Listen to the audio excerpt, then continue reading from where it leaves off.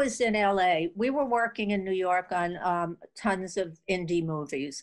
And you know, we worked a lot with Alex Rockwell and Steve Buscemi when he directed. And we were just, you know, doing that. And then I went to LA to do a movie called Slums of Beverly Hills, and Georgianne did the New York end of it.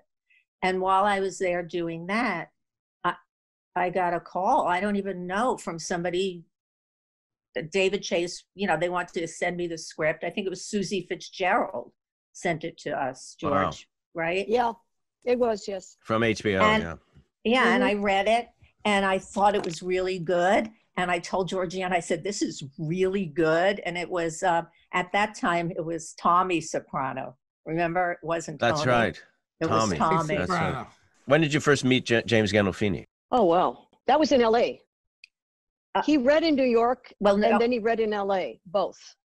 He came into the audition room in New York, and he actually sat there with the script and said, you know, this is more complicated than I thought it was going to be.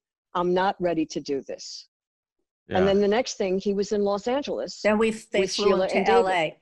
I had done a little thing for the Sundance Labs where he played, because up to that point he had only played heavies, you know, in True Romance, and, you know, a really tough guy.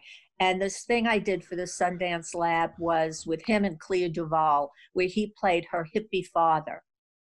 And it was just it was for the writers' lab. So it was only like a 3-day thing, but I saw a side of him through that was fantastic.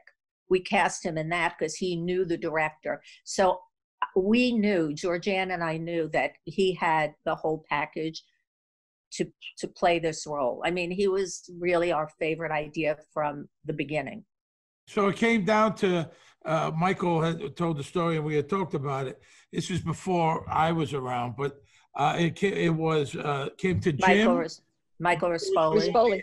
And Steve Van Zandt were all tested to be Tony Soprano. Those were the three. Yeah.